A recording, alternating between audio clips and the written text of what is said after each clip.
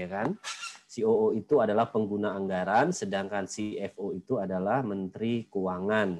Nah, si Menteri Keuangan ini dia punya peranan bukan hanya sebagai pengguna anggaran, karena dia juga pengguna anggaran kan ya, menggunakan anggaran. Dia juga sebagai bendahara umum negara.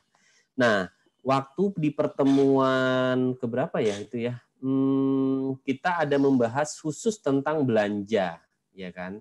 Nah, waktu membahas tentang belanja itu kan kita udah membahas tentang perencanaan dalam hal pendapatan, terus perencanaan dalam hal belanja kan. Nah, dalam hal belanja itu di situ kita bicara tentang mekanisme perencanaan belanja untuk si pengguna anggaran, ya kan?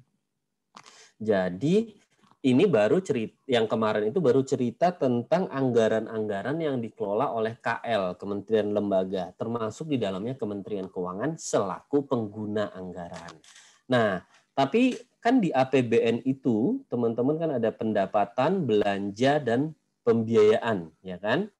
Nah, kan ada anggaran-anggaran yang nggak melekat di KL-nya itu gitu. Maksudnya gini, kan ada istilah money follow function gitu kan ya. Uangnya ngikutin fungsi dari kementerian itu. Fungsi misalnya kehakiman, misalnya contohnya apa ya? Pendidikan, maka dana pendidikannya mengikuti fungsi pendidikan itu, gitu kan. Nah, tapi ada yang lain selain anggaran yang melekat ke kementerian lembaga itu, ada anggaran lain yang perlu dialokasikan di APBN, yaitu anggaran yang dikelola oleh si CFO tadi, yaitu si Menteri Keuangan dalam posisi dia selaku BUN. Nah, itu belum kita bahas. Porsi belanja yang dikelola oleh si BUN itu belum kita bahas. Makanya kita akan bahasnya di sini sekarang. Ini adalah bagian belanja yang dikelola oleh Menteri Keuangan selaku Bendahara Umum Negara. Makanya ada namanya bagian anggaran BUN gitu. Bagian anggaran ini apa teman-teman udah tahu kan, waktu di belanja itu ada jenis-jenis belanja tuh. BA1 berarti itu jenis belanja yang 01 itu adalah MPR gitu ya. Kalau nggak salah MPR. MPR apa DPR ya? MPR kalau nggak salah. Terus 02 itu DPR. Jadi semua uang yang ada kodenya jenis belanja 001 berarti itu yang dibelanjakan oleh si MPR itu. Gitu kan. Nah, kalau Kementerian Keuangan selaku pengguna anggaran, kodenya adalah 15 ya kan. Teman-teman mungkin ingat 15, baru nanti dirinci lagi ke eselon 1-nya 15.01, berarti kalau 01 itu kan sekretariat jenderal Setjen Kementerian Keuangan kan. Berarti 15.01 itu adalah anggaran yang dimiliki atau dikelola oleh Setjen Kementerian Keuangan. Nah, yang kita pelajarin ini, yang akan kita pelajarin ini adalah yang di luar hal itu tadi, gitu ya, yang di luar belanja KL tadi, gitu. Oke, jadi di sini kita akan belajar tentang apa sih konsep dasarnya, kedudukan BA BUN dalam postur APBN seperti apa, alur proses penganggarannya kayak apa, reviewnya, penelaahan, dan bagaimana penggunaan BA BUN khusus untuk dua hal ini mungkin ya, karena lebih spesifik. Belanja lainnya dan transaksi khusus gitu. Nah, ini ada dasar hukumnya. Ini mirip lah, bukan mirip, maksudnya apa namanya yang selalu teman-teman tahu, tapi mungkin perbedaannya adalah di PMK 177/2014 sama 208/2017 gitu ya. Oke. Nah, ini dari peraturannya ya. Tapi ini supaya teman-teman, karena ini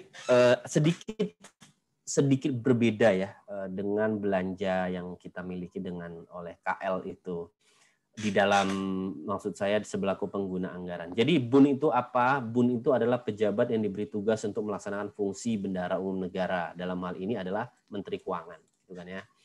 Terus bagian anggaran apa? Ini yang tadi saya sebutkan. Kelompok anggaran menurut nomenklatur KL. Tadi saya disebutkan kan, BA01 itu MPR, BA015 itu Kementerian Keuangan, dan seterusnya. Terus, BA BUN itu adalah bagian anggaran yang tidak dikelompokkan dalam bagian anggaran pada KL. Jadi dia tidak melekat di KL, gitu ya. Makanya BA BUN ini kodenya unik gitu ya, yaitu 999 gitu. Nah, kalau jadi di BA Bun ini tetap ada istilahnya pengguna anggaran gitu ya. Dalam hal ini adalah pejabat pemegang kewenangan pengguna anggaran KL gitu ya. Nah, tapi kalau di Bun ada istilah lainnya. Kan kalau si pengguna anggarannya dalam Bunnya kan adalah Menteri Keuangan kan. Tapi kan dia nggak bisa mengerjakan sendiri kan, mengeluarkan uangnya sendiri, dia perlu bantuan kan ya. Makanya ada namanya, ini istilah unik nih, nggak ada di yang lainnya. Pembantu pengguna anggaran gitu. Jadi kalau biasanya kalau kita bicara belanja KL, kita hanya mendengar istilah ada PA gitu kan, menterinya gitu ya. PA, terus ada KPA, ya kan? Kalau di Bun itu ada pembantu pengguna anggaran, Bunnya sendiri adalah Menteri Keuangan kan. PPA Bun itu ada lagi istilahnya KPA, tetap ada KPA-nya gitu. Nah, apa itu PPA Bun? PPA Bun itu adalah unit organisasi di lingkungan Kementerian Keuangan yang sudah ditetapkan oleh Menteri Keuangan yang bertanggung jawab untuk mengelola anggaran yang berasal dari BA Bun. Jadi ini biasanya unit eselon 1 gitu ya. Yang kan Bun itu kan ada dana hibah, ada dana pinjaman, ada banyak kan, ada pembiayaan, ada bansos dan sebagainya. Nah, itu kan nggak mungkin Menteri Keuangan semuanya megang kan ya. Dia kan akan menyerahkan ke eselon 1 masing-masing. Misalnya kalau terkait dengan pembiayaan utang, maka PPA Bunnya adalah DJPPR gitu. Nah, jadi ini terminologi yang unik. Kalau di Bun itu ada PPA Bun istilahnya, pembantu pengguna anggaran. Gitu. Tapi tetap ada juga namanya KPA gitu. KPA ini dia di bawah unit eselon 1-nya gitu. Maksudnya apa? Ini adalah satker di bawah eselon 1 tadi. Jadi contohnya kalau PPA Bunnya adalah DJPPR, maka yang jadi KPA-nya adalah satker yang ditunjuk oleh DJPPR setelah persetujuan Menteri Keuangan tentunya untuk menjalankan fungsi tertentu itu gitu ya. Nanti kita akan lihat lebih rinci lah gitu. Nah, nanti ada juga kalau di belanja negara, belanja yang KL ya, ada RKA KL, kan ada RKA KL ya. Kalau di sini namanya RKA Bun. Konsepnya sama sih. Gitu. Nah, himpunan dari RKA Bun itu disebut pula namanya dengan RDP Bun, Rencana Dana Pengeluaran Bun. Gitu. Lalu ada istilah indikasi kebutuhan dana Bun, gitu ya. Ini jadi semacam ancar-ancar kebutuhan dananya berapa gitu ya, ancar-ancar, dan masih bisa berubah. Lalu ada lagi nanti pagu indikatif Bun, ada pagu dana pengeluaran Bun, lalu ada alokasi dana pengeluaran Bun. Gitu ya. Nanti kita bahaslah lebih rincinya. Untuk jelasnya apa nanti teman-teman tinggal buka ya di peraturannya. Nah, ini tadi yang saya sebutkan, tadi saya sudah singgung juga teman-teman bahwa posisi Menteri Keuangan itu dia selain sebagai COO gitu ya. Ketika dia sebagai COO, dia peranannya sama kayak menteri lainnya. Jadi dia bertanggung jawab dengan pelaksanaan tusi dia gitu ya kan. Berarti dia selaku pengguna anggaran. Tapi selain dia sebagai COO, dia juga sebagai CFO, ya kan? Nah, dalam posisinya sebagai CFO inilah dia menjadi Bun negara. Karena dia menjadi Bun, maka dia menjadi pengelola Bun gitu. Nah, konsep penganggaran kalau teman-teman waktu belajar di pertemuan tentang perencanaan dalam hal belanja kan waktu mau merencanakan belanja, waktu mau nyusun APBN kan ada banyak melibatkan terus khususnya Bappenas kan ya. Bappenas kan ada trilateral meeting kan, Bappenas, Kementerian Keuangan sama Kementerian Teknis gitu ya. Nah, tapi kalau untuk BA Bun itu tidak melibatkan Bappenas gitu ya. Jadi yang menyusunnya itu adalah Kementerian Keuangan bersama dengan KL tertentu yang mengelola anggaran BA Bun. Kok ada KL tertentu? Maksudnya gini, kan contohnya ya, misalnya BA Bun yang dikelola kan salah satunya utang gitu ya, atau penerusan pinjaman kah atau apa. Misalnya hutang, berarti kan utang itu kan juga akan ketika kita utang itu terutama utang luar negeri ya, itu kan sudah direncanakan untuk digunakan untuk apa kan? Misalnya untuk infrastruktur. Maka ketika itu untuk infrastruktur, penggelontoran utangnya, maka kementerian yang terkait tentang itu harus terlibat di dalamnya. Contohnya Kementerian PUPR gitu. Jadi ada keterlibatannya di dalamnya. Oke. Nah, atas kewenangan menentukan kebijakan penganggaran BA BUN dan pengaturan pemanfaatannya, Menko disebut juga sebagai pengguna anggaran, gitu ya. Karena dia posisi dia sebagai yang mengelola, gitu ya. Jadi dialah pengguna anggaran BUN atau PA BA BUN. Gitu. Nah, untuk menjalankan fungsinya dia dibantu oleh eselon 1, gitu, yang tadi saya sebutkan. Eselon 1-nya itulah namanya sebagai pembantu pengguna anggaran BUN, PPA BUN. Gitu. Nah, jelasnya kita bisa lihat di sini nih. Jadi ini PPA BUN yang ada ya. Jadi ada anggarannya, BA-nya ada 99. Kan tadi kode jenis belanja kalau dia BA BUN itu kan 999 kan. Nah, ini ada 01 untuk pengelolaan hutang, 2 untuk hibah, 3 untuk investasi, 4 penerusan pinjaman, 5 transfer ke daerah, 7 dan 8 subsidi dan belanja lainnya, dan 99 transaksi khusus gitu ya. Nah, di setiap ini Menteri Keuangan sudah tunjuk siapa-siapa aja yang menjadi pembantunya gitu ya. Jadi PPA BUN-nya, PPA BA BUN, sorry. Dalam hal ini kalau dia 9901 yang menjadi PPA BA BUN-nya itu adalah DJPPR. Kenapa? Karena ini fungsinya unit eselon 1 yang paling dekat dalam kaitannya dengan pengelolaan utang. Gitu juga di PPA tentang hibah masih di DJPPR gitu ya. Kalau investasi diserahkan ke DJKN, penerusan pinjaman ke perbendaharaan, DJPK transfer ke daerah, DJA untuk subsidi dan belanja lainnya, lalu transaksi khusus dibagi banyak gitu ya. Begitulah pembagiannya gitu ya. Jadi teman-teman udah bisa lihat ya, ada Menteri Keuangan selaku PA, ada PPA, di dalamnya itu adalah PPA-nya itu adalah eselon 1 gitu ya. Dan di bawahnya si PPA ini nanti ada KPA-KPA masing-masing. Jadi seluruh bagian anggaran BUN per jenis belanja 01 sampai 099 ini semuanya sudah terklasifikasi siapa yang bertanggung jawab gitu ya. Nah, tadi saya sebutkan juga di setelah PPA ada KPA-nya. Nah, sama aja.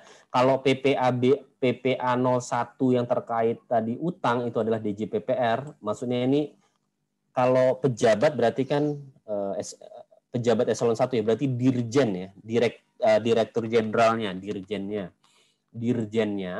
maka KPA-nya adalah di Satker di bawah DJPPR. Siapa yang ditunjuk? Misalnya eselon 2-nya gitu ya, untuk menjalankan fungsi tertentu yang ditunjuk. Begitu juga seterusnya ya. Jadi ya sama, sebenarnya sama aja gini kayak kalau 3 DJKN investasi kan ya. Invest DJKN, maka yang ditunjuk adalah Satker yang di bawah di DJKN itu sendiri gitu, yang ditunjuk menjadi KPA-nya. Kalau dia menerlibatkan misalnya terkait pinjaman dan itu, maka bisa tadi yang saya sebutkan terkait dengan KL lain gitu ya.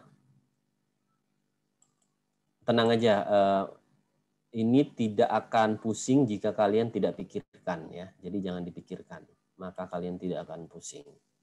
Nah, ini di slide ini adalah ikhtisar BA BUN gitu ya. Tadi sebetulnya sudah ada udah ini sih udah kita singgung ya. Jadi kalau 01 adalah belanja bunga utang, cicilan pokok, hibah, investasi, dan seterusnya 08 sampai 99. Dan ini adalah PPA-nya. Gitu. Tadi kita udah bahas. Nah, untuk BA BUN 99 tadi itu dikelola oleh DJPK, DJPB, DJA, dan BKF. Ada 4 kan. Nah, pembagiannya itu seperti ini. Kalau DJKN ini terkait, kan ini nih, kan 99 itu belanja pegawai dan belanja lain-lain kan ya. Nah, apa aja sih, gimana sih pengklasifikasiannya? Kalau DJKN itu terkait lain-lain yang urusannya dengan aset gitu ya, atau ya pokoknya asetnya pemerintah gitu ya. Nah, kalau DJPB ini terkait dengan belanja pensiun, jaminan sosial, selisih harga beras bulog, pendapatan belanja, dan seterusnya, dan seterusnya. Kalau DJA terkait pendapatan migas, gitu ya. Kalau BKF terkait dengan keperluan hubungan internasional, gitu ya. Atau kontribusi fiskal pemerintah dalam bentuk dukungan kelayakan, gitu. Nah, itulah pembagiannya untuk yang 99 itu, karena ada banyak kan. Lalu apa tugas PPA Bun gitu ya? Tugas PPA Bun itu, ini kecuali yang 00 ini 02 ya, yang hibah. Dia adalah mengkoordinasi penyusunan indikasi kebutuhan dana Bun gitu ya. Jadi maksudnya nih kan sama seperti mirip lah, bukan sama ya. Mirip seperti waktu satker-satker di KL, di Kementerian Lembaga mengusulkan rencana anggarannya gitu ya, untuk jadi RKA KL, terus nanti dimasukkan menjadi APBN. Nah, di BUN itu, si PPA BUN, atau dalam hal ini eselon 1-nya, dia memerintahkan kan, oke, kita susun indikasi kebutuhan dana, jadi rencana kira-kira butuh dana berapa, gitu ya, terkait BUN yang dikelola dia. Contohnya misalnya DJPPR, DJ pengelolaan utang, maka dia menyusun dalam tahun depan kita butuh berapa dalam hal pengelolaan utang, untuk apa aja alokasinya, gitu ya. Terus dia memerintahkan ke KPA-nya, oke kalian susun gimana? Maksudnya KPA-nya tadi kan sudah saya beritahu ya, di bawah PPA itu ada KPA. Apa aja usulannya? Itu menjadi indikasi kebutuhan dana. Tapi ini masih berubah-ubah. Ini kayak ini usulan awal lah gitu ya. Lalu setelah itu, setelah oke direkap, baru disampaikanlah usulan indikasi kebutuhan dana BUN ini ke DJA gitu kan ya. Ke DJA, terus setelah itu DJA akan review kan, balikin dan seterusnya. Maka setelah itu setelah dibalikin lagi baru dia menyusun rincian pagu anggaran BUN untuk masing-masing KPA. Maksudnya gini, kan DJA-nya sudah setuju. Oke, kira-kira anggaran gelondongannya sekian, gitu kan? Maka si eselon 1-nya itu misalnya anggap 3 triliun, gitu kan ya. Nah, si PPA-nya atau pejabat eselon 1-nya itu kan dia punya banyak KPA kan? KPA yang di bawahnya. Lalu dia menyusun rincian pagu per KPA tadi. Berapa 3 triliun tadi, 1 triliun buat KPA A, KPA B, KPA C, misalnya gitu. Nah, lalu tugas PPA BUN berikutnya adalah menyusun RDP BUN, gitu ya. Nanti ini penjelasannya adalah di gimana proses alurnya, gitu ya. Setelah itu, setelah digunakan, kan ini kan masih dalam proses perencanaan. Setelah selesai, setelah RDP BUN ini nanti kan ini akan menjadi dasar untuk selanjutnya ke DJA dan Kementerian Keuangan untuk dibahas ke DPR sampai akhirnya menjadi APBN gitu ya. Setelah APBN jadi uangnya maka digunakan maka dia membuat LPJ pengelolaan anggaran BA BUN gitu ya. Nah, dia juga si PPA BUN itu bisa juga mengusulkan kepada pengguna anggaran BUN, maksudnya ini Menteri Keuangan, untuk menetapkan KPA. Jadi tentunya dengan SK ya, siapa yang menjadi KPA atau kuasa pengguna anggaran BUN untuk yang apa seperti yang apa yang tadi saya sampaikan di sini ya. Di sini. Jadi ditetapkan satker siapa yang akan menjadi KPA-nya gitu. Nah, jadi kira-kira beginilah perbandingan antara bagian anggaran KL dan bagian anggaran BUN. Kalau di KL kita mendengar istilah RKA KL atau RKA Satker gitu ya, maka di sini ada RKA BUN. Kalau di sini istilahnya formulir RKA KL, maka di sini RDP BUN. Ini terus belanja pemerintahan pusat. Kalau di sini dia bukan hanya belanja pemerintahan pusat, tapi juga transfer ke daerah dan pembiayaan. Kan di APBN, di postur APBN itu ada pendapatan, ada belanja, dan ada pembiayaan kan. Belanjanya itu udah ada di BAKL. Nah, pembiayaannya di mana? Itu di BA BUN. Gitu. Oke, kalau di KL ada istilah pagu indikatif, sama ya. Di BUN juga ada pagu indikatif. Kalau pagu anggaran, istilahnya di KL, di sini namanya dana pengeluaran, pagu dana pengeluaran BUN, atau pagu anggaran BUN. Gitu.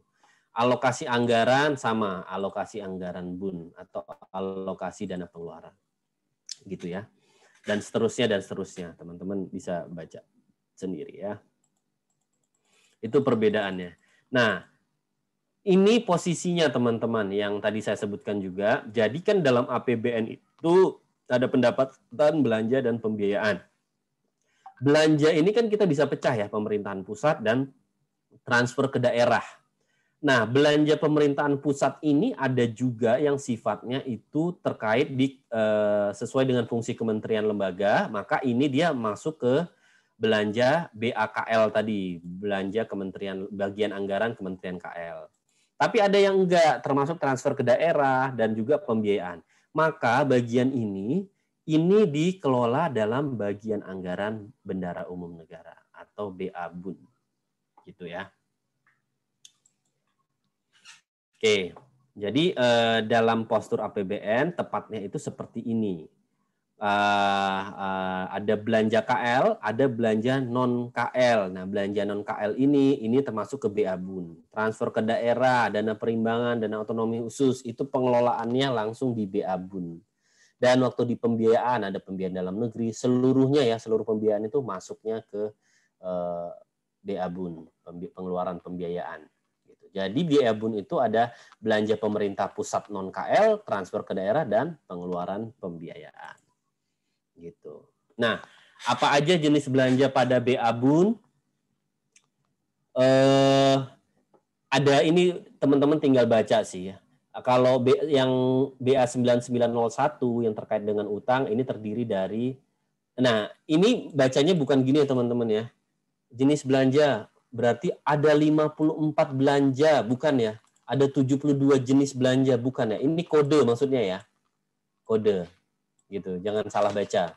Jadi maksudnya di BA01 ini, di pengelolaan utang ini, itu ada jenis belanja pembayaran kewajiban utang dan pengeluaran pembiayaan. Gitu. Kode jenis belanjanya 5472. Kalau di pengelolaan hibah, ada belanja hibah. Bukan ada 56 buah item belanja hibah, bukan gitu ya. Terus ada 03 pengelolaan investasi pemerintah, ini terkait sama 72 sama dengan di sini. Di pos pengeluaran pembiayaan jenis belanja. Begitu ya, teman-teman ya. Dan seterusnya. Jadi sampai di jenis belanja 07 belanja subsidi, 08 belanja lainnya, ini yang tadi saya sebutkan yang ada pegawai sosial dan lain, dan ini nyambung ya dengan transaksi khusus 09. Pegawai barang modal sosial lain-lain dan pengeluaran pembiayaan. Gitu. Jadi maksudnya itu gini, pokoknya kalau yang terkait pengelolaan utang dicemplunginnya di mana sih di pos-posnya? Ya dicemplunginnya ke sini, pengeluaran kewajiban utang, pengeluaran pembiayaan, gitu. Kira-kiranya begitu. Nah, itu pembagiannya saja. Nah, sekarang kita lihat tentang arus proses penganggaran BABUN-nya, gitu ya. Nah, teman-teman kalau di BABUN ini proses perencanaannya itu ada namanya penelaahan dan review, gitu ya. Waktu proses penyusunan, waktu masih diusulkan tuh, ada namanya review. Kalau review itu dilakukan oleh APIP, kalau penelaahan itu dilakukan oleh DJA, gitu ya. Jadi ada teman-teman ingat ya, ada dua terminologi ini, ada review, ini review, ada penelaahan, gitu. Review itu dilakukan oleh APIP. Apa itu maksudnya APIP? APIP mungkin kalian kenal, ada yang APIP, Muhammad APIP atau Arifin, Febrian, Fitri gitu ya. Bukan, kalau ini P-nya P beneran ya, bukan PESPA, bukan ya. Ini APIP.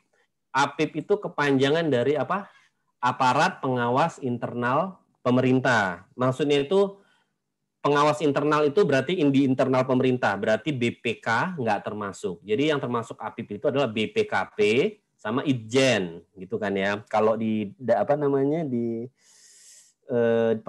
daerah berarti inspektorat provinsi gitu-gitu ya, atau inspektorat kabupaten gitu ya.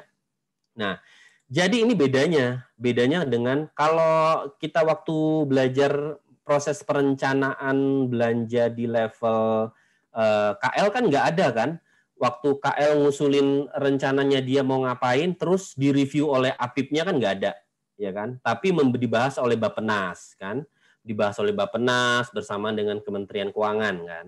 Nah kalau di sini dilakukan review, ini bukan setelah selesai ya, waktu masih mengusulkan perencanaan, bukan setelah selesai merencanakan. Waktu si PPA tadi itu pejabat pengguna anggaran eselon 1-nya masih menggodok gitu ya, RDP-nya tadi, RDP BUN-nya, rencana dana pengeluarannya, itu dia harus direview dulu oleh APIP. Tujuannya apa? Ini tujuannya untuk memberikan keyakinan terbatas dan memastikan kepatuhan penerapan kaidah perencanaan penganggaran. Gitu. Setelah direview, baru kemudian ditelaah oleh DJA. Jadi ada 2 layer ya untuk check and balance-nya. Setelah direview dan APIP-nya, Itjennya bilang, oh udah oke nih, udah bener nih, baru setelah itu ditelaah oleh DJA. Ini untuk memastikan kesesuaian RKBUN dengan kebijakan efisiensi dan efektivitas belanja, dan memastikan bahwa RKBUN telah sesuai dengan kaidah perencanaan anggaran. Gitu. Jadi kalau di sini di review ini untuk memastikan bahwa ini dilakukan dengan good governance gitu ya, maksudnya dilakukan dengan baik proses penyusunan perencanaannya. Kalau di sini bukan hanya sesuai dengan kaidah perencanaan, tapi juga dilihat kira-kira duitnya itu emang butuh nggak segitu gitu ya di proses telaahan. Ada review, ada penelaahan. Jadi kalau di penelaahan ini udah lebih substantif. Kalau yang di review ini sifatnya dia lebih formal dalam hal ini, bukan formal dalam hal cuman formalitas, bukan. Tapi melihat bahwa langkah-langkahnya dilakukan dengan benar, langkah-langkahnya sudah tepat dilakukan gitu. Tapi isi uangnya berapa duit, berapa yang cukup, berapa yang enggak itu dibahasnya di penelaahan oleh DJA. Gitu ya kira-kira. Oke, ini frekuensi penelaahan. Penelaahan RDP dalam rangka penyusunan nota keuangan itu dilakukan sekitar Juli. Penelaahan RDP BUN dalam rangka penyesuaian RDP BUN terhadap kesimpulan rapat November, dan penelaahan usulan pada tahun berjalan sepanjang tahun berjalan. Oke, ini teman-teman tinggal baca aja ya. Jadi ada secara umum waktu proses penyusunan itu ada 2 kali penelaahan. Penelaahannya 2 kali ya. Kalau yang ini penelaahan usulan pada tahun berjalan, ini yang sifatnya ketika sudah berjalan gitu ya. Pada waktu penyusunan di awal sebelum tahun anggaran berjalan itu dilakukan 2 kali. Begitu.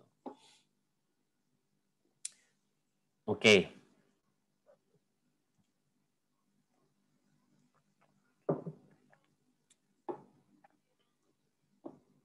Nah, ini itu adalah alur proses penganggaran BA BUN-nya. Jadi bagaimana perencanaan penganggaran BA BUN dilakukan ya sejak awal. Tadi jadi sejak awal di bulan Januari, Februari gini ya. Pertama, PPA tadi kan udah ya saya sampaikan, mengkoordinasikan ke KPA. Oke, kalian KPA susun kira-kira kebutuhan dana BA BUN-nya berapa duit gitu ya kan. Dia berkoordinasi dengan KPA. Maksudnya berkoordinasi itu nyuruh KPA-nya. Lu semua susun dah.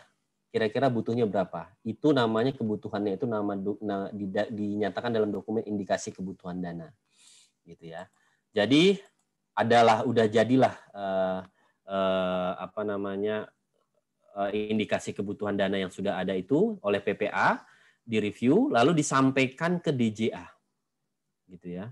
Ini yang disampaikan itu inilah dia indikasi kebutuhan dana pengeluaran BUN gitu ya. Jadi kebayang saat ini DJA sudah memegang indikasi kebutuhan dana pengeluaran BUN dari berbagai PPA, PPA BA BUN 01, 02, 03 yang tadi ya DJPPR, ada DJKN, ada BKF dan sebagainya ya sesuai tadi yang nomor ini. Ini. Jadi sudah ada dari 01, 02, 03, 04, 05, 78, 99 ya. Jadi yang mengirimkan dari DJPPR, DJKN, DJPB, DJPK, DJA dan seterusnya, gitu ya. Dan itu sudah diterima oleh DJA. Nah, DJA kan lalu menelaah, begitu ya, menelaah. Oke, ini kayaknya belum nih, masih ada yang perlu disesuaikan, maka dia kembalikan ke PPA. Lalu untuk disesuaikan kembali, mana yang perlu diturunkan, mana yang perlu dinaikkan, dan sebagainya. Nah, setelah itu disampaikan lagi kembali ke DJA, lalu DJA melakukan merekap itu menjadi proses pagu dana pengeluaran BUN, gitu ya. Direkap oleh DJA, direkap kan, ini lalu diberikan ke Menteri Keuangan, gitu ya, pagu dana pengeluaran BUN. Nantinya oleh Menteri Keuangan ini nanti oke, ini dia pagunya gitu ya, ditetapkan, dan baru setelah Menteri Keuangan menyatakan oke, ini pagunya, baru si PPA itu menyesuaikan. Kayak mirip lah kayak waktu revisi pengajuan anggaran belanja ya. Setelah ditetapkan pagunya, ini dia pagunya. Baru dikembalikan ke PPA, PPA-nya menyesuaikan lagi. Oh, karena pagunya sekian, berarti anggaran kita sesuaikan, gitu ya. Tapi bentuknya bukan indikasi kebutuhan lagi, namanya adalah RDP BUN, Rencana Dana Pengeluaran BUN. Gitu. Jadi RDP BUN ini adalah sebetulnya himpunan dari RKA BUN, gitu ya, RKA BUN yang disusun KPA tadi ya. Nah, RDP BUN ini bisa disusun kalau sudah ada pagu dana pengeluaran BUN dari Menteri Keuangan. Gitu. Udah diberikan kepada DJA, lalu RDP BUN yang telah disusun oleh PPA itu lalu ditelaah. Inilah tadi disebutkan ada 2 kali penelaahan ya. Jadi penelaahan pertama di sini gitu ya oleh DJA terhadap RDP BUN gitu ya. Nanti penelaahan kedua di sini. Gitu. Ditelaahlah RDP BUN yang dibuat oleh PPA itu, ya kan? Masing-masing PPA. Apa itu RDP BUN? Kita refresh lagi ya. RDP BUN itu adalah dokumen perencanaan anggaran BA BUN yang merupakan himpunan RKA BUN, gitu ya. RKA BUN itu apa? RKA BUN itu adalah dokumen perencanaan anggaran BA BUN yang memuat rincian kebutuhan dana yang baik berupa anggaran belanja maupun pembiayaan. Jadi intinya di RDP BUN itu sudah terdapat himpunan RKA BUN. Jadi udah ada berbagai RKA gitu ya. Intinya rekapnya lah ya untuk satu PPA.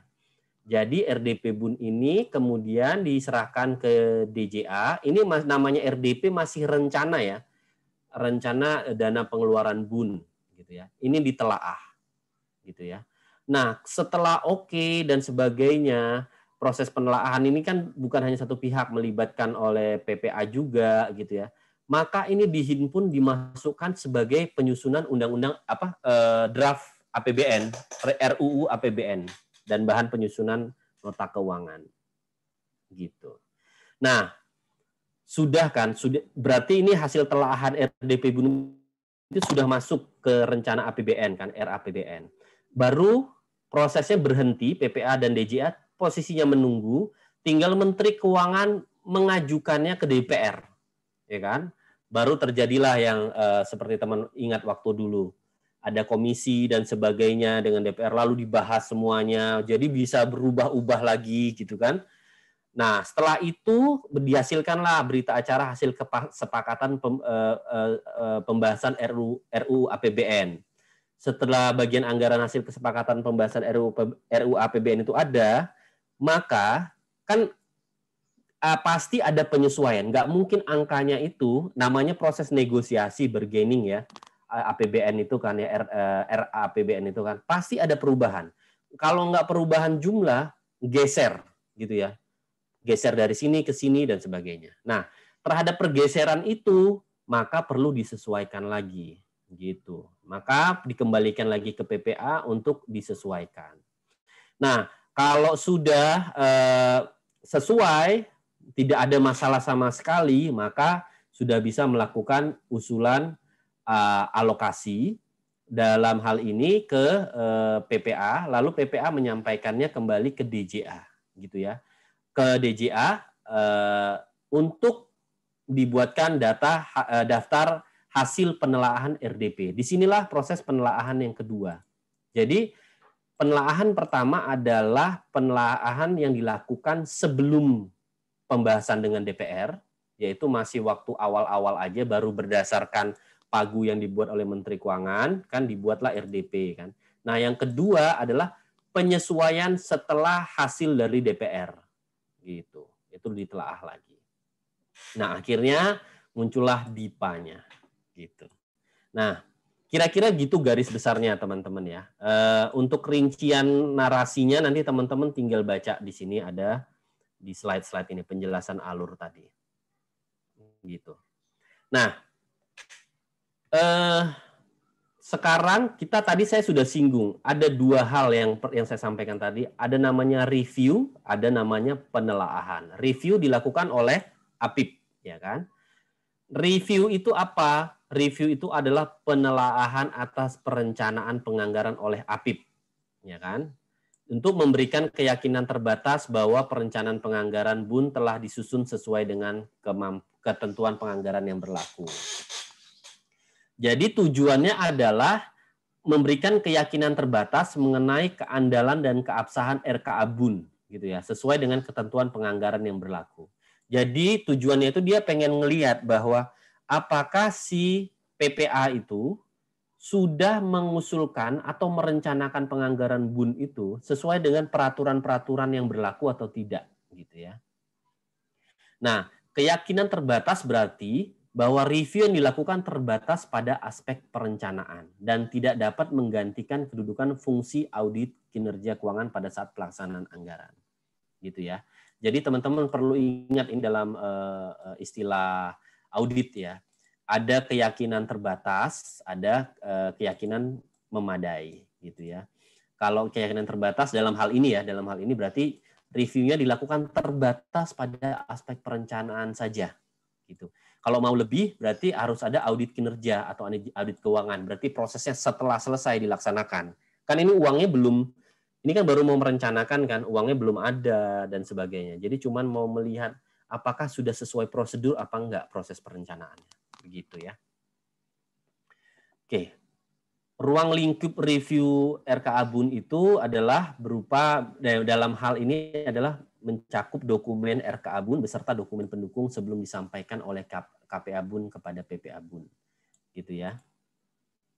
Jadi semua dokumen RKA BUN beserta dokumen pendukungnya sebelum disampaikan ke PPA itulah yang direview. Setelah itu jadi gini kan KPA bikin RKA BUN kan, KPA tadi yang di sini.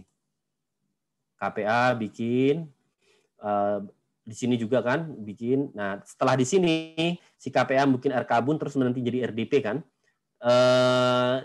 Dia melakukan review dulu si APIP-nya, Itjennya melakukan review. Setelah oke baru PPA menyampaikan kemudian kepada DJA gitu. Di mana ya tadi ya?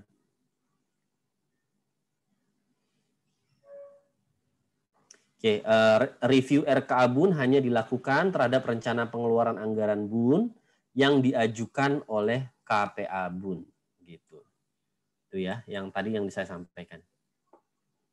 Nah, waktu pelaksanaannya. Review RKA BUN oleh APIP KL dilaksanakan pada saat penyusunan RKA BUN oleh KPA BUN setelah ditetapkannya pagu anggaran BUN. Gini. Sorry, mana tadi ya?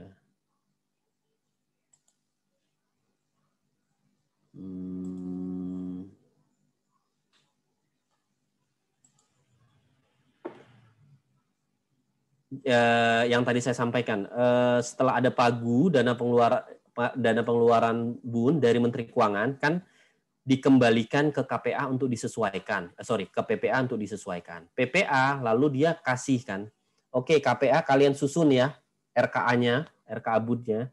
Nah, proses review yang dilakukan APIP itu adalah waktu si KPA nyusun sampai diserahkan ke PPA. Setelah diserahkan ke PPA, direkap jadi RDP. Gitu ya. Itulah proses review yang dilakukan. Gitu.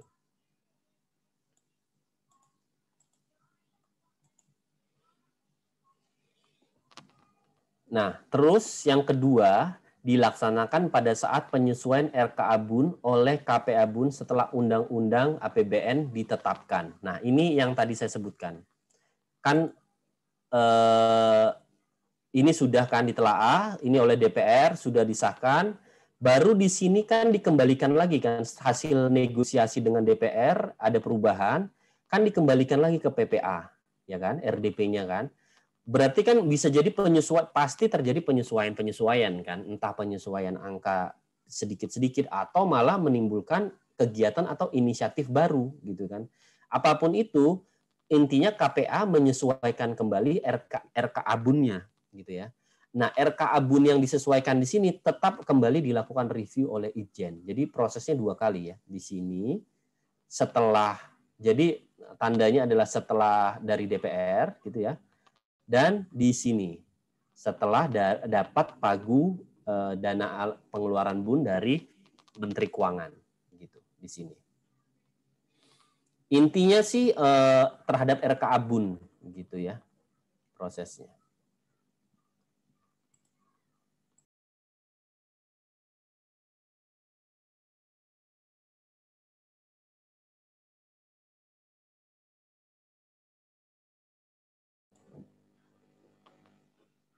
Oke. Jadi begitu proses reviewnya gitu ya, 2 kali dilakukan.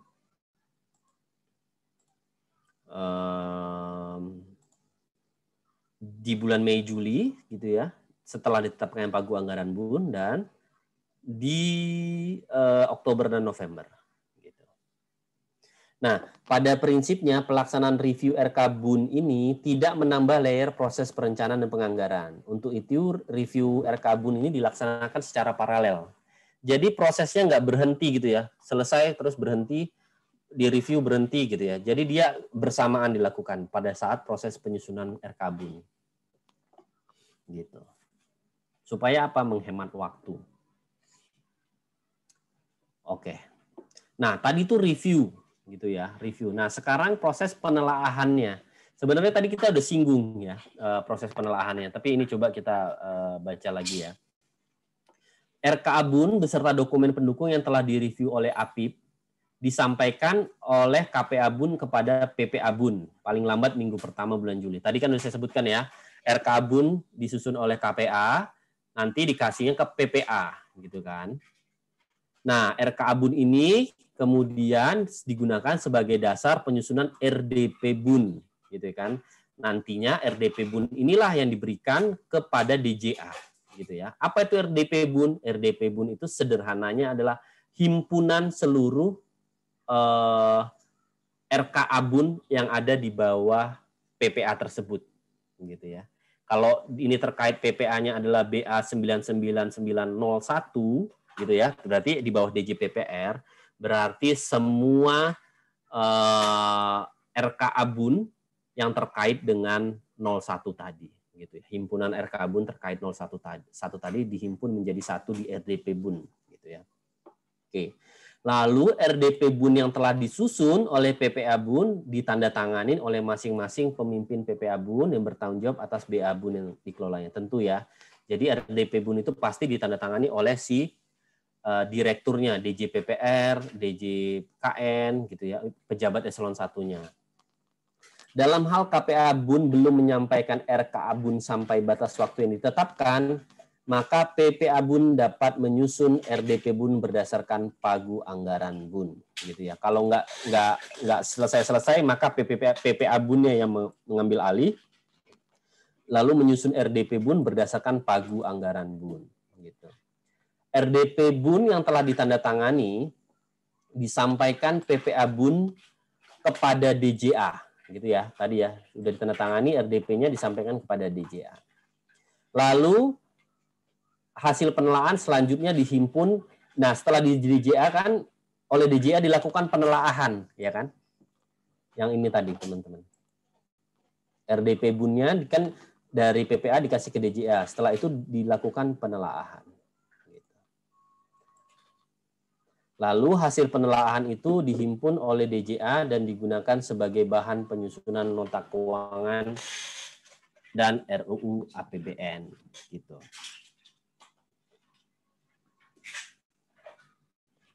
Oke, berdasarkan kesimpulan rapat kerja pembahasan antara pemerintah dengan DPR, maka Menkeu menetapkan alokasi anggaran BUN gitu ya. Paling lambat minggu terakhir bulan Oktober. Alokasi anggaran BUN yang telah ditetapkan tersebut disampaikan oleh DJA kepada PPA BUN. Gitu ya. Jadi ini tadi yang ini. Oh, di sini nggak tergambar ya. Jadi dari sini ya. Dari sini menjadi alokasi anggaran BUN lalu disampaikan ke PPA untuk penyesuaian.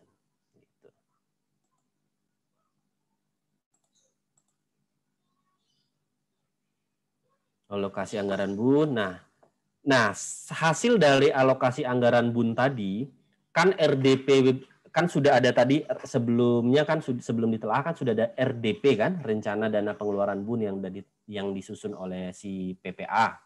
Kan jadi bisa jadi itu tidak sesuai kan setelah proses nego-nego dengan DPR tadi. Nah, dalam hal alokasi anggaran BUN tidak mengakibatkan perubahan RDP BUN, maka PPA BUN menyampaikan kembali RDP-nya sebagai dasar penetapan DHP gitu ya.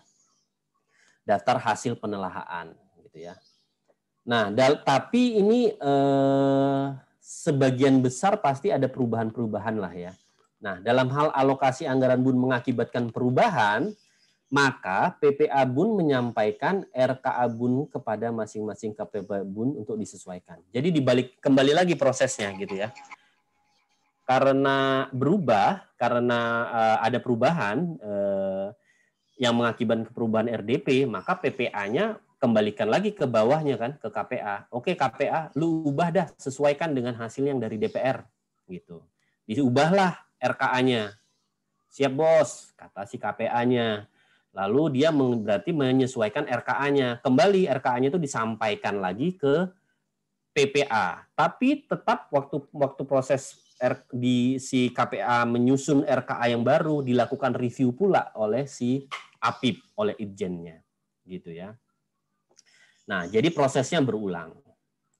Nah, bahkan dalam hal penyesuaian tersebut digunakan untuk mendanai inisiatif baru, jadi bahkan bisa terjadi apa yang sebelumnya tidak ada gitu ya misalnya di JPPR nggak ada ngusulin tuh suatu kegiatan, tapi setelah dari DPR dibahas harus ada ini gitu ya. Nah, berarti kan RDP-nya harus berubah. Misalnya harus ada inisiatif baru. Maka KPA BUN wajib melengkapinya juga dengan dokumen pendukung karena kan pasti belum ada dokumen pendukungnya kan, karena ini usulan berdasarkan diskusi yang baru gitu. Nah, hal inilah yang menyebabkan proses review ini harus dilakukan. Nah, untuk itu RKA BUN yang telah direview oleh APIP beserta dokumen pendukungnya disampaikan ke KPA BUN gitu ya. Intinya mirip tapi dilakukan kembali dengan data yang berbeda gitu ya. Oke. Lalu RDP BUN yang telah diteliti disampaikan oleh PPA BUN kepada DJA untuk dilakukan penelaahan. Berdasarkan hasil penelaahan, DJA menetapkan daftar hasil penelaahan paling lambat minggu terakhir. Jadi ini terminologinya, istilahnya teman-teman nanti lambat laun akan ingat kok ya. Nggak usah khawatir. Apa itu PPA DHP, ada RDP gitu ya. Macam-macam gitu ya. Intinya RDP tadi yang kan sudah 2 kali kan, RDP yang pertama dibuat, terus ditelaah oleh DJA. Berdasarkan telaahan itu dibuat menjadi RAPBN. RAPBN digodok dengan DPR, terjadi perubahan. Karena sudah ada hasil dari DPR sudah keluar, maka RDP-nya perlu diubah lagi. Berarti RDP-nya mengalami perubahan 2 kali lah setidaknya, minimalnya kan. Nah, setelah itu RDP-nya yang kedua itu disesuaikan lagi, baru ditelaah lagi oleh DJA. Hasil penelaahan oleh DJA tadi yang kedua namanya sekarang menjadi DHP RDP BUN. Gitu sih gampangnya, daftar hasil penelaahan RDP BUN. Istilah DHP ini maksudnya menunjukkan ini udah terakhir dah nih gitu ya. Karena ini juga udah bulan November kan. Gitu, hasil penelaahan terakhir gitu. Oke, nah DHP RDP BUN yang telah ditetapkan ini digunakan sebagai dasar penyusunan Perpres APBN gitu ya. Jadi perpresnya ya. Oke. Lalu penetapan alokasi anggaran BUN tertentu yang alokasi dananya belum dapat ditetapkan pada saat ditetapkannya Undang-Undang APBN dapat dilakukan pada tahun anggaran berjalan. Penetapan alokasi anggaran BUN tertentu tersebut dilakukan melalui penerbitan SP Saba atau penerbitan DIPA BUN gitu ya. Ini masalah teknisnya ya. SP Saba itu adalah surat penetapan satuan anggaran bagian anggaran gitu ya. Jadi ini sebenarnya begini, nanti akan kita bahas deh nanti biar nggak bingung deh, tambah bingung.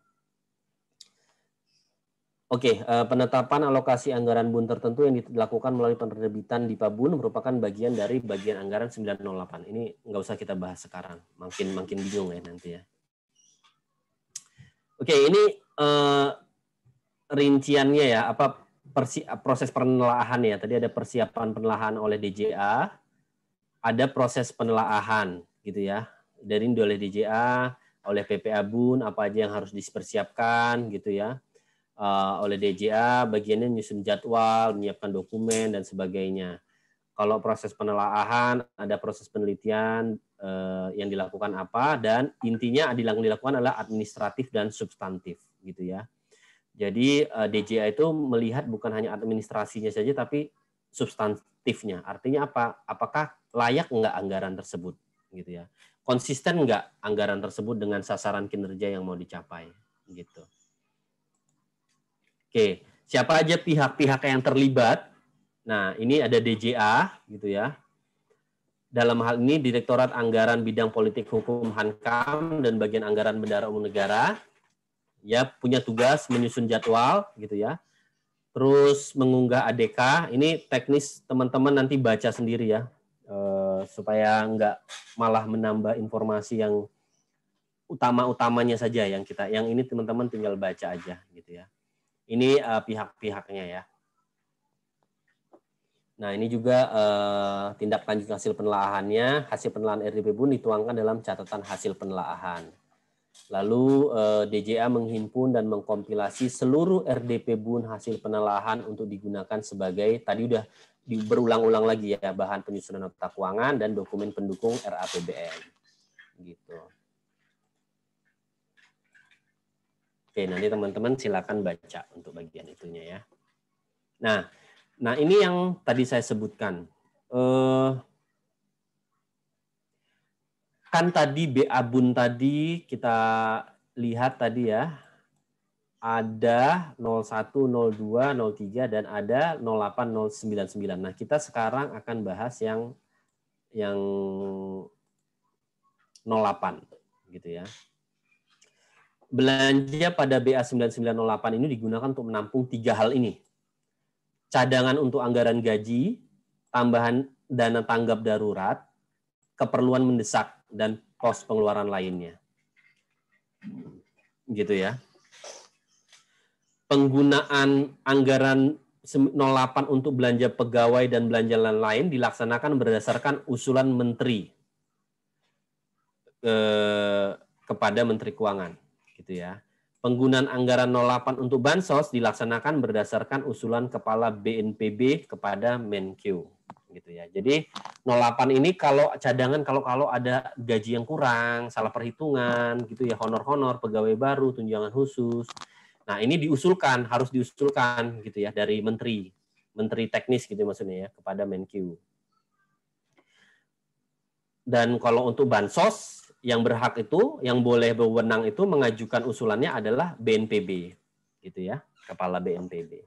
Sehingga ketika BNPB mengusulkan ada dana tanggap darurat, maka pemerintah dalam hal ini Menteri Keuangan selaku bendahara baru bisa mencairkan dana dari pos 99908 ini.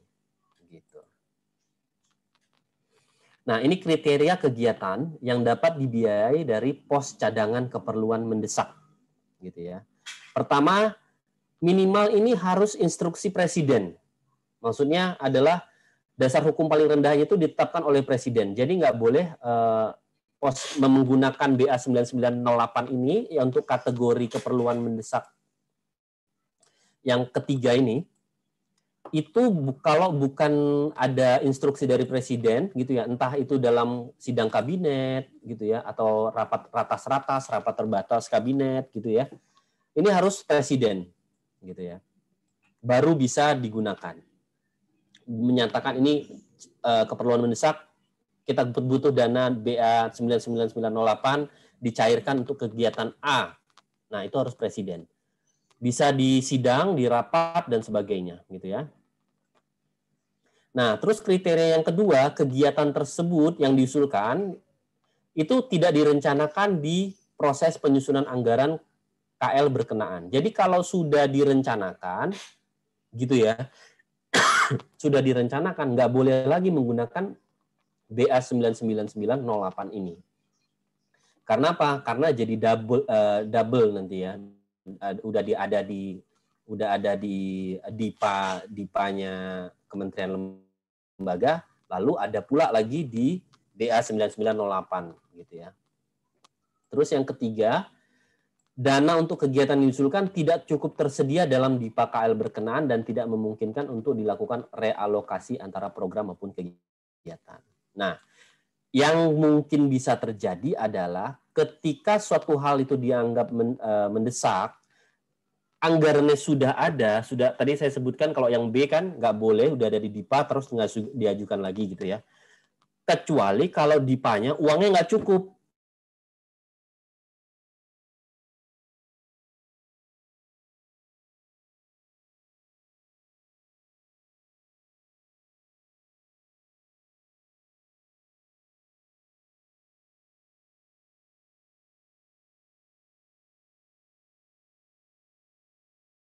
Kita harus menggunakan dana cadangan, yaitu dari BA 99908 ini gitu. Ini jadi tampungan dana lain-lain gitu ya, tapi penggunaannya dikunci, nggak segampang itu gitu. Oke. Terus tadi selain mendesak ada pula pos pengeluaran lainnya.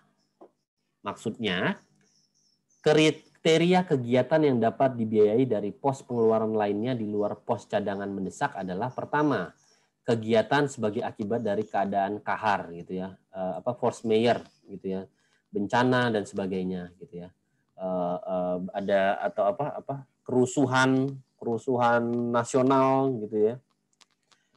Terus kegiatan yang bersifat tidak terduga namun sangat diperlukan dalam rangka penyelenggaraan kewenangan pemerintahan pusat gitu. Terus kegiatan yang diusulkan mempunyai risiko yang besar apabila tidak dipenuhi pada saat kejadian gitu ya. Ini bisa kaitannya terkait dengan hankam ya. Tiba-tiba ada ancaman keamanan, ada kapal asing masuk gitu dan sebagainya. Atau dari sisi yang lainnya. Lalu kegiatan yang diusulkan terkait dengan kebijakan pemerintahan pusat dan harus segera dilaksanakan. Jadi ini adalah kriteria untuk yang tadi, yang pos pengeluaran lainnya, sehingga bagian anggaran 99908 ini bisa dicairkan, gitu ya. Oke. Nah, selain itu ada juga yang khusus, ada penggunaan BA Bun transaksi khusus. Ini 999 angka cantik ya. Jadi ini 99 ini untuk transaksi khusus gitu ya. Nah, untuk apa? Ini 99 ini untuk menampung pengelolaan aset gitu ya. Ini dilakukan oleh DJKN yang dikelola oleh pengelola barang. Pengelolaan biaya belanja pensiun, jaminan sosial, selisih harga beras bulog, pendapatan dan belanja yang terkait dengan pengelolaan kas negara gitu ya.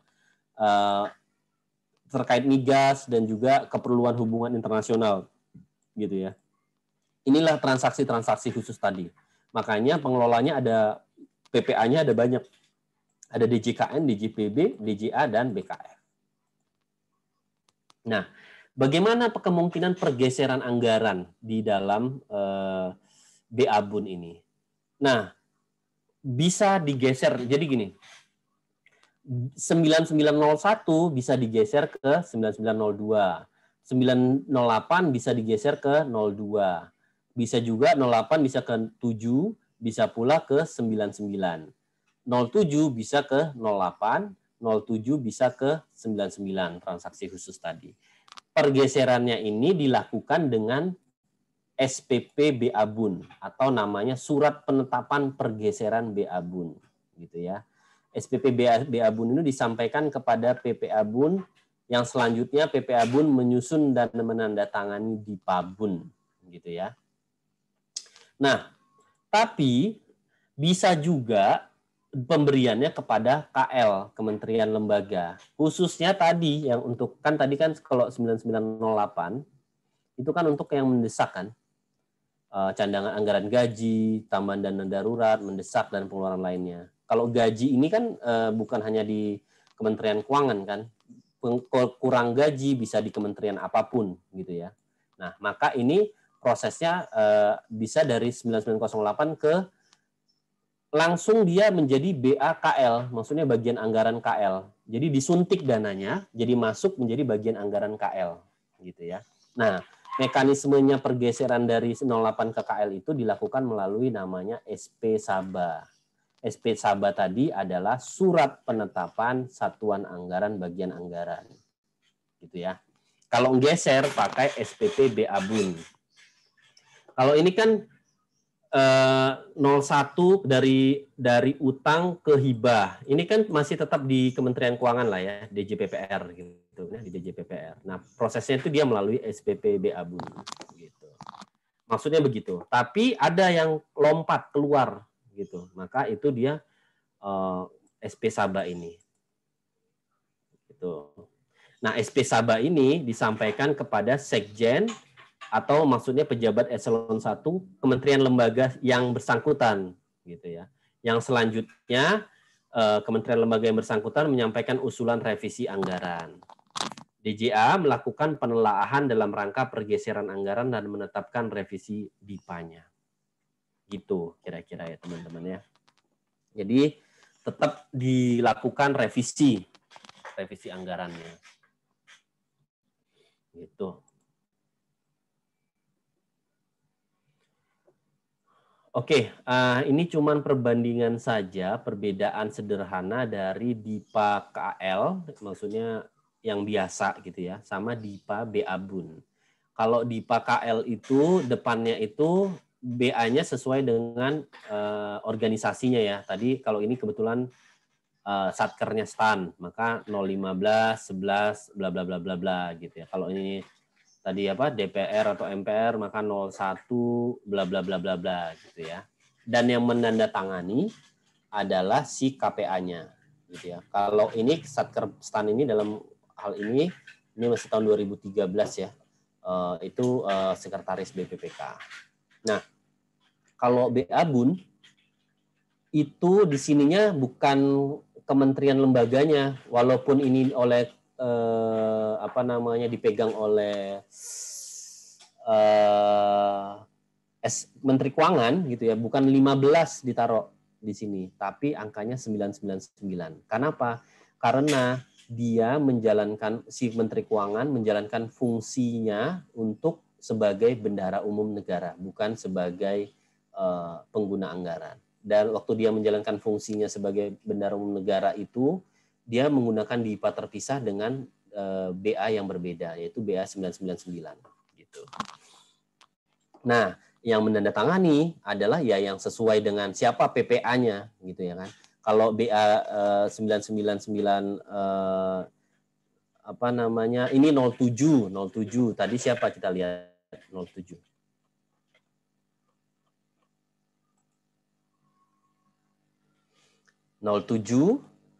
PPA-nya adalah DJA gitu ya. Nah, makanya yang menandatangani adalah DJA di sini. Gitu ya. Maksudnya direkturnya, Direktur Jenderal Anggarannya ya. PPA. Tapi posisi dia sebagai pemimpin pembantu pengguna anggaran, sebagai PPA. Gitu. Oke. Nah, ini isu terkait karakteristik BA BUN. Kegiatan dalam RDP BUN itu tidak mencerminkan tugas dan fungsi PPA BUN. Nah, ini yang berbeda tadi yang saya sebutkan. Kalau kita belajar kan sebelumnya money follows function kan, di mana disesuaikan kan anggarannya. Kalau uang terkait dengan fungsi pendidikan, maka diberikan ke Kementerian Pendidikan dan sebagainya gitu ya.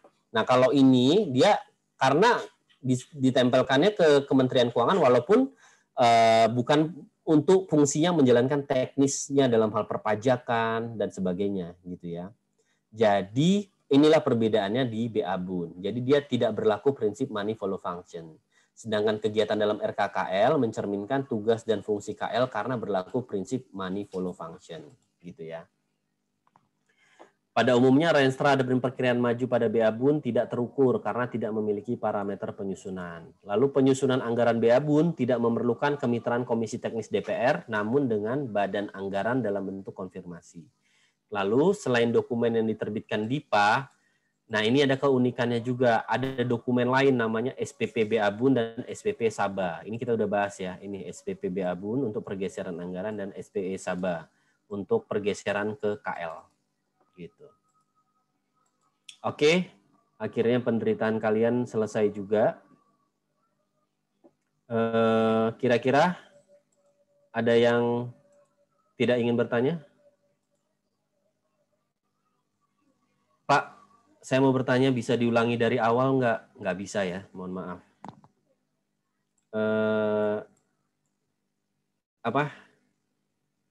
Saya ilmu kanuragannya hilang kalau 2 kali menyusun ininya. Oke, ada pertanyaan teman-teman? Nggak ada ya? Berarti, bagus. Berarti kalau nggak ada yang bertanya, saya anggap kalian sudah bingung. Gitu ya, bagus. Berarti saya berhasil. Oke. Mungkin itu saja ya yang bisa saya sampaikan. Silakan review lagi teman-teman ya. Yang untuk BA BUN ini emang sedikit berbeda gitu ya. Jadi kalian harus baca lagi apa sih ini maksudnya, ini apa sih gitu ya. Niscaya makin bingung. Jadi begitu teman-teman. Kalau nggak ada pertanyaan, ada? Nggak ada ya. Oke. Mungkin itu aja. Kita jam berapa ya selesai? Atau saya udah kelewat waktu nih? Jam berapa ya teman-teman ya? Kurang 10 menit lagi, Pak. Oh, 10 menit lagi. Ya, 10 menit itu memang waktu yang bagus untuk mengklirkan, menjernihkan kembali pikiran kalian ya setelah tadi berjibaku ya. Oke, mungkin itu aja teman-teman. Makasih. Semoga sehat terus, teman-teman sekeluarga juga ya, jaga kesehatan. Sampai ketemu lagi minggu depan. Makasih teman-teman. Saya izin leave ya teman-teman ya. Terima kasih, Pak. Terima kasih, Pak. Terima kasih, Pak. Terima kasih, Pak.